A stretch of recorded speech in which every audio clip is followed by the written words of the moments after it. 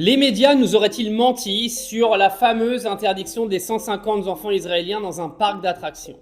Alors on va en parler de façon totalement objective, je vais vous donner des faits, maintenant vous en faites ce que vous voulez, mais paraîtrait-il que le parc aurait été fermé donc ce jeudi 21 août pour raison météorologique.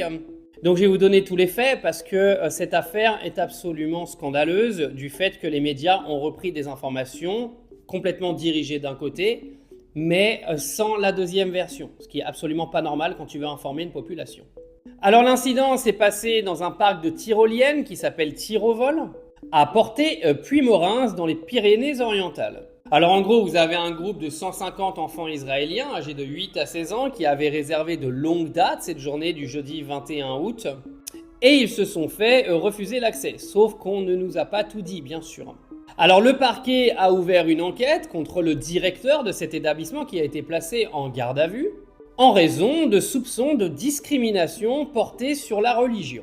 Alors selon le parquet de Perpignan, le gérant aurait stipulé qu'il aurait refusé ce groupe d'Israéliens pour conviction personnelle et aurait invité donc tous les salariés à exercer leur droit de retrait. D'accord ? Ça c'est la première version de l'histoire. Sauf que cette version est complètement contestée par le gérant qui avait annoncé la veille que le parc serait fermé pour problème météorologique. Alors pour ceux qui sont dans le sud de la France, je crois que vous avez des jeudis noirs sur tout le mois d'août et que vous en avez même un autre qui arrive la semaine prochaine. C'est-à-dire que dans le sud de la France, tous les jeudis, il y a une dinguerie au niveau météo. Et c'est une réalité pour ceux qui sont dans le sud, vous savez de quoi je parle. Vu que ma famille y est en ce moment, je sais aussi de quoi je parle.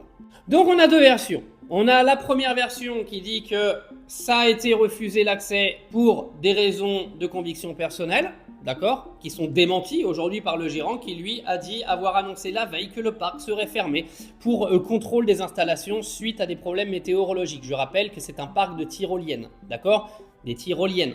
C'est-à-dire que s'il y a un problème météo et qu'il y a un possible endommagement des installations, c'est la vie des enfants qui est en jeu. Faut pas oublier non plus. Il y a déjà eu assez d'accidents dans des parcs d'attractions pour que les gars fassent des vérifs quand même. Alors si on reprend les faits, ce qui est avéré, c'est qu'il y a 150 enfants israéliens qui ont vu leur accès refusé. Ils ont été escortés vers un autre parc d'attractions, ça c'est un premier fait. Le deuxième fait, c'est que le gérant a été placé en garde à vue. Pour l'instant, il n'y a pas de jugement. Il est juste placé en garde à vue pour être questionné.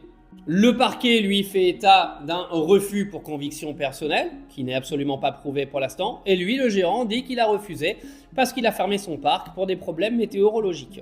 Mais ce qui est assez extraordinaire, c'est que les médias, pour l'instant, alors qu'il n'y a aucune vérité qui est sortie de tout ça, nous a fait croire que le gérant du parc est un antisémite, que toute la France est antisémite et que ses enfants ont été refusés car ils sont israéliens. Sans aucune preuve aucune, parce qu'aujourd'hui, il n'y a rien qui dit que le gérant de l'établissement a refusé les enfants pour raison de conviction personnelle, parce que ça, ce ne sont que les dires de la CRIF et du parquet, naturellement, et que pour l'instant, il n'y a rien qui a été jugé. Et même si ce sera jugé, il faut quand même savoir que la veille, ce message a été publié sur le Facebook de Tyrovol pour dire que le parc sera fermé pour raison météorologique. Donc les médias, faites votre travail au lieu d'être une bande